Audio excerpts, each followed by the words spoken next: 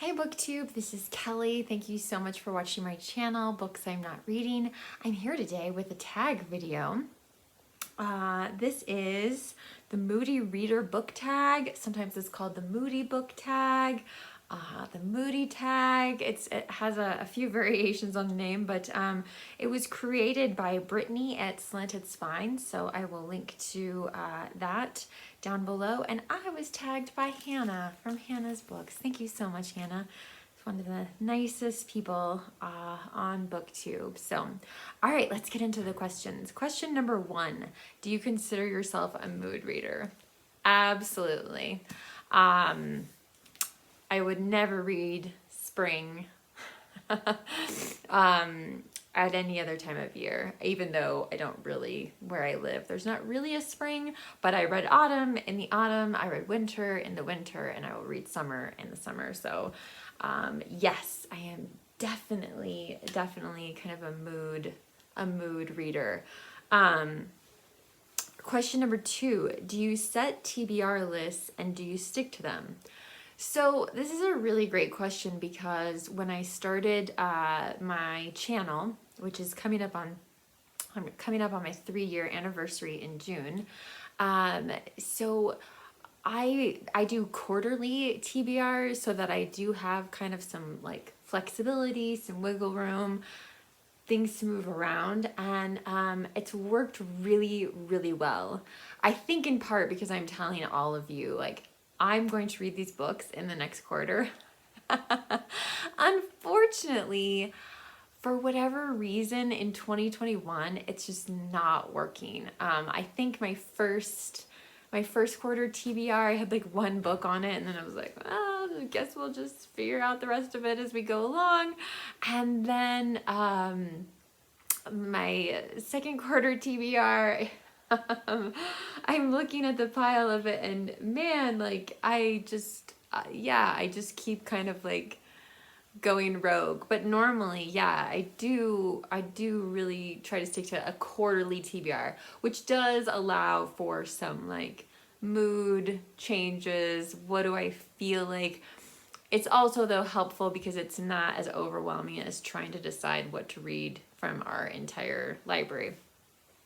I'm able to kind of prioritize books a little bit more that way, I think. Question 3, do books affect you emotionally? Does the mood of a book rub off on you? I'm not sure quite how to answer this question. I think I'm just a really emotional person, and I think that's harder to do with a book. I think it's harder for books to make us cry or to make us, really laugh out loud. But I guess depending on what you're reading. 4, when you're feeling sad, what do you read? Or do you not read when sad? And if I'm really depressed, then yeah, I tend to not want to read. Again, I think having this channel really helps me with that because one of the great conundrums about having a booktube channel is that you gotta have something to talk about, and that has really helped motivate me to read. I was actually able to read quite a bit in 2020 in spite of everything that was going on. Granted, I was kind of burying my head in the sand at most of the news, but in general, I would say in my life, like the times that I've been feeling really depressed, like I just don't read anything. I just watch TV or movies. So yeah. Question 5, most often do you use reading to escape, to learn, or to critically reflect? And I'd really like to hear what you guys think about this question. You can still learn and critically reflect on something while escaping into another time, another place, another life. So yeah, I think books are great for all of those things. Question 6, what is a book that made you laugh out loud? Okay, I have talked about these books on my channel before, but it was very early on in the history of my channel. So these are a series of 4 books by Nick Hornby. They're his essays from, oh my gosh, The Believer, right? Yeah, from The Believer, which is kind of like a, I don't know, a magazine, a literary, more of a, it feels more like a journal. One of these books, I laughed so hard that I was in tears during a particular section. So I will link to my video about these down below, but yeah, that's the Polysyllabic Spree, and I'm not quite sure the order of the next 2. Housekeeping versus the Dirt, Shakespeare Wrote for Money, and More Baths, Less Talking. What is a book that has made you cry? Or if you don't cry, one that really moved you? Well, we've already discussed I'm a weeper, and I think I've talked about this book recently, I'm not sure. Chosen by a Horse by Susan Richards.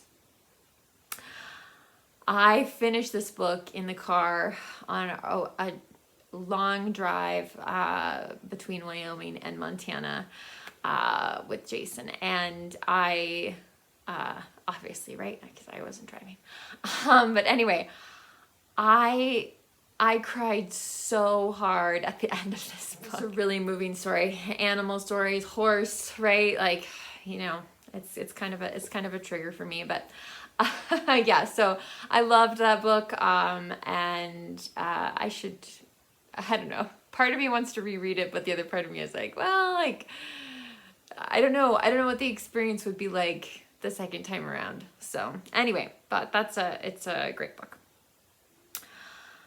Question number 8. What is a book that you didn't even really know how you felt about? I keep asking people, maybe direct me to a video or something like that. The Underground Railroad by Coulson, Whitehead. There were things about it that I really liked, but I still don't really feel like I understand what he was trying to do with that book. I love the idea of the Underground Railroad, like literally being a railroad. But I am not totally sure what he was trying to do there. So there we go. There's one. Question 9. Are you more likely to read on a sunny day or a cloudy day? Do you know what? I'm so bad about this. Like, it's a sunny day. We should spend the day reading and relaxing and not doing any like housework or anything like that. Oh, it's a cloudy day. We should spend the day reading and not doing housework or things around the house or yard work. Oh God. It's a snowy day. It's a windy day. Like, I don't need any excuse to read. So question number 10. This is another one. I really want to hear you guys in the comment section what your answer to this question is. Do you usually, quote, set the mood when you read? So music, lights, smells. I think this is a fantastic question. So I have a pet. I have a cat. So I don't, unfortunately, I just don't use candles very often because somebody might be bad and jump up on the table and that sort of thing. So I do have one of those things where you burn the wax and there's a heated lamp underneath, but it gets really hot. The electricity in my old house is not excellent. So again, it's just one of those things I just haven't used for a very long time. I have tons of candles. But yeah, we just don't use them. Lighting, I don't ever think of, I just want to make sure there's enough so that I can actually read. Our dining room lights are really good about shining into the living room or even just reading at the dining room table. Sometimes, especially if I'm eating something while I'm reading, imagine that. But the music question does come up once in a while because Jason will want to listen to music and we're probably reading wildly different things. And so you know, he wants one thing, you know, and I want something I want something else. I think the one thing that Jason and I do agree on is, in general, we do not like to listen to music with words while we're reading. So yeah, so we tend to listen to a lot of film scores and a lot of classical music when we do actually read together and there's music involved.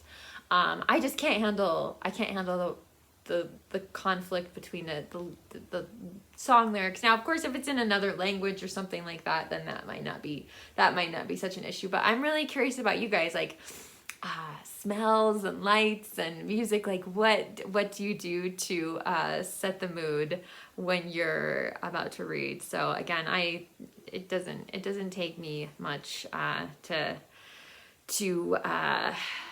read.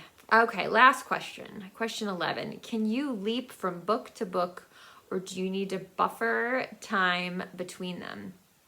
So generally, I can close a book and then, I don't know, I may need like an evening or an afternoon or something like that. Like, I may need a few hours. Maybe I do some chores, dishes, laundry, those things that never go away. I may do something like that in between finishing a book. I will say, I know, I'm sorry, I've talked about this book so much. Parade's End, which is by Ford Maddox Ford and is essentially 4 books in one.